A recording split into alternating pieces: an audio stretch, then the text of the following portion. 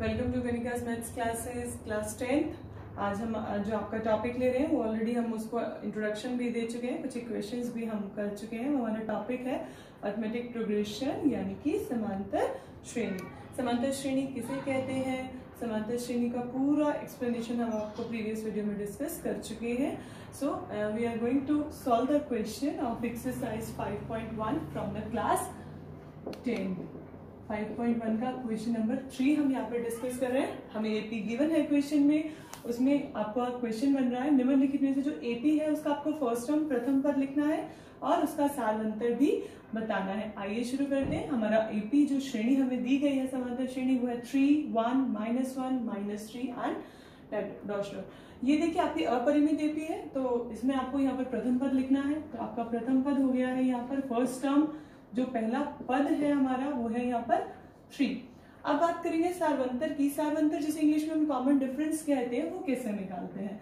तो मैंने अपनी प्रीवियस वीडियो में जब आपको बताया था, जब डिफाइन किया था हमने समांतर श्रेणी को, तो हमने बताया था सारवंतर जिसे डी से डिनोट किया जाता है उसे हम कैसे निकालते हैं, हर अगले पद में से पिछला पद माइनस कर दें। तो यहाँ पर हमारा सारवंतर होगा 1 - 3। ध्यान रखिएगा सेकेंड टर्म में से फर्स्ट टर्म माइनस करने, ज्यादातर बच्चे क्या करते हैं फर्स्ट माइनस सेकेंड कर देते हैं तो उनका आंसर गलत आ जाता है, उनका क्वेश्चन रॉन्ग हो जाता है। और ये इंपॉर्टेंट क्वेश्चन है, आपका ऑब्जेक्टिव टाइप में जरूर आता है एग्जाम में। तो यहाँ आपका सारवंतर हो जाएगा 1 - 3 दैट इज -2। 3 में से 1 माइनस कीजिए यू गेट 2 एंड 3 है जो बड़ा नंबर है, नेगेटिव है तो आपका आंसर भी नेगेटिव हो जाएगा। ठीक है, तो ये आपका फर्स्ट पार्ट कंप्लीट है। सेकेंड पार्ट में देखते हैं हमारे गिवन जो समांतर श्रेणी है दी गई एपी जो है वो है -5, -1, 3, 7 एंड डॉट। तो क्लियर सी बात है, जो पहला पद है वो प्रथम पद लिखा जाएगा। ठीक है, प्रथम पद -5। सारवंतर के लिए क्या करना है आपको, second term minus first term करना है, दूसरे पद में से पहला पद माइनस कर देना है। और जब भी आपका पद नेगेटिव ऑलरेडी तो आपको संख्या को माइनस को ब्रैकेट में लिखना है। तो माइनस माइनस माइनस प्लस हो गया। ठीक है, अब माइनस प्लस माइनस 5 - 1 कीजिए 4, क्योंकि 5 बड़ा नंबर है पॉजिटिव है तो आपका आंसर भी प्लस के 4 ही होगा। चलिए इसका अगला पार्ट सॉल्व करते हैं। ये है 1/3, 5/3, 9/3, 13/3 एंड सो ऑन। तो ये भी आपकी अपरिमित एपी है। पहला पद लिखें और सारवंतर निकालेंगे। पहला पद ए, ये है आपका 1/3।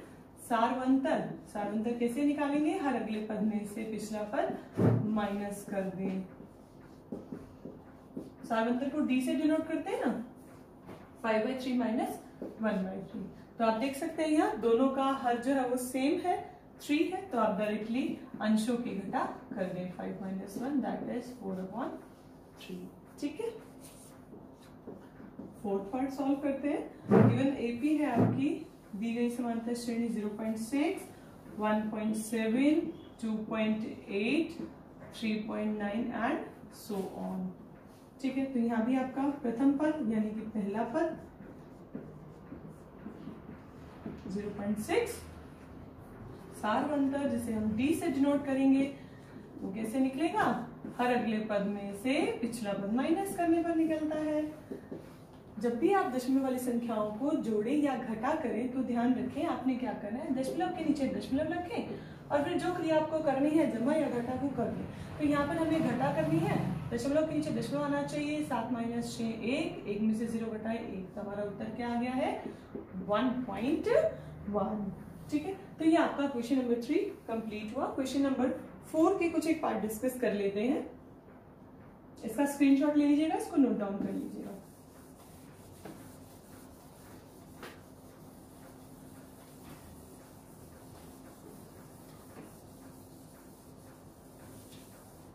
क्वेश्चन नंबर 4 क्या है, निम्नलिखित में से कौन कौन एपी है, आपको ये बताना है एपी कौन सी है और किसका सारवंतर भी लिखना है आपको, प्रथम और 3 पद भी ज्ञात करने हैं क्वेश्चन 4 में।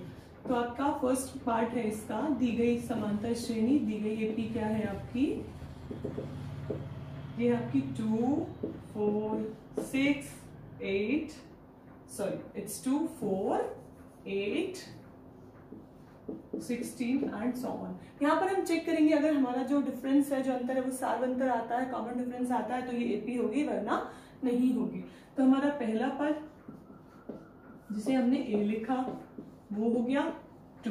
अब अंतर निकालते हैं। दूसरा पद घटा पहला पद, दूसरे पद को A2 से A2 से लिखें, पहला पद घटा दे तो 4 माइनस 2 2 आया, ठीक है। अब तीसरे में से दूसरा घटा कर देखते हैं, तीसरा पद माइनस दूसरा पद करके देखते हैं, 8 माइनस 4 क्या आया 4। देखिए अंतर सेम नहीं है, तो इसका मतलब हमारी जो दी गई एपी है, दी गई जो श्रेणी है, यहाँ हमने एपी नहीं लिखना है, ये हमारी श्रेणी दी गई है हमको, और हमें यहाँ पे प्रूव करके दिखाना है कि ये एपी है या नहीं। अगर आपका ये अंतर सेम आ जाता है तो आप लिख देंगे हाँ ये एपी है वरना एपी नहीं है। तो हम क्या लिखेंगे यहाँ A2 माइनस A1 बराबर नहीं है A3 माइनस A2 के, तो इसका मतलब ये एपी नहीं है। तो हम क्या लिखेंगे दी गई श्रेणी एपी नहीं है, दी गई श्रेणी एपी नहीं है, ठीक है। आइए इसका एक भाग और हल करते हैं। हम इसका पांचवा भाग ले रहे हैं। दी गई श्रेणी है आपकी 3 plus √2, 3 plus 2 √2, 3 plus 3 √2 and so on, ठीक है। तो यहाँ पर भी आप चेक करेंगे, पहला पद तो ये हो गया आपका, अंतर निकालिए, दूसरा घटा तीसरा घटा दूसरा पद कीजिए, दूसरा पद माइनस पहला पद कीजिए, अगर अंतर सेम आता है तो एपी हो जाएगी वरना नहीं होगी। तो हम यहाँ पर लिखते हैं पहला पद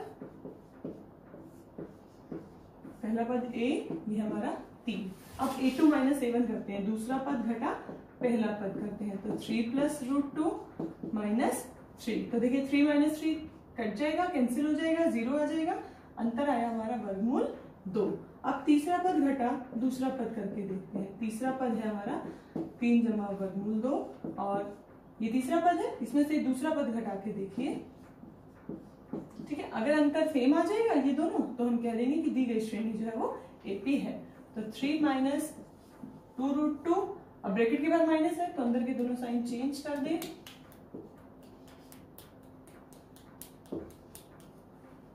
ठीक है। 3 प्लस 2 √2 माइनस 3 प्लस √2 हो जाएगा आपका।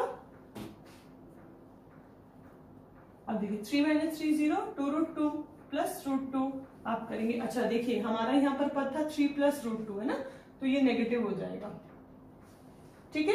अब ध्यान से देखिए 3 माइनस 3 कट गया, 2 √2 माइनस √2 क्या आया वर्गमूल 2। ये 2 वर्गमूल 2 है, ये 1 वर्गमूल 2 है, तो 2 वर्गमूल 2 में से 1 वर्गमूल 2 घटा दें, क्या बचेगा आपका वर्गमूल 2। तो अब आप देख सकते हैं A2 माइनस A1 किया, A3 माइनस A2 किया, आपका अंतर सेम आ गया। तो इसका मतलब ये जो श्रेणी हमें दी गई है वो कैसी है, वो एपी है। अगर अंतर सेम आ जाए तो श्रेणी एपी है वरना एपी नहीं है। तो हम क्या लिखेंगे कि दी गई श्रेणी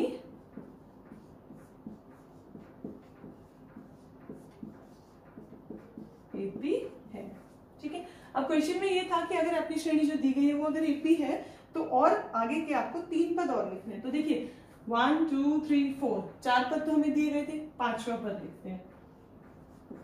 5वां पद क्या होगा, 5वां पद लिखने के लिए चौथे पद में अंतर जोड़ दें।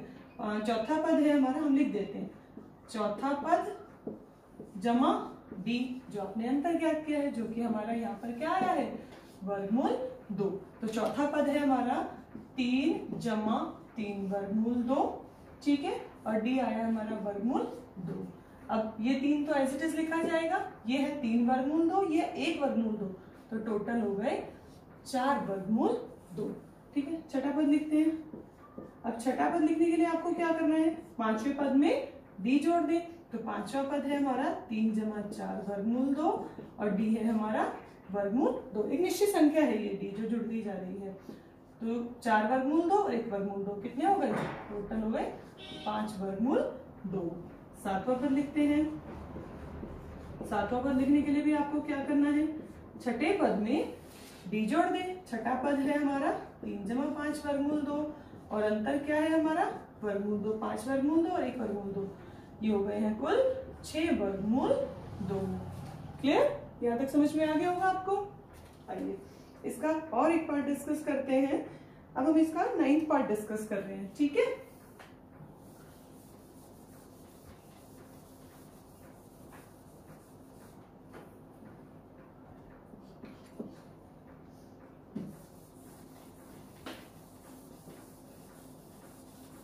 इसके बाकी पार्ट्स भी सिमिलर वे में आप सॉल्व कर सकते हैं। फिर भी अगर आपको डाउट हो देन यू कैन आस्क, आप मुझसे पूछ सकते हैं।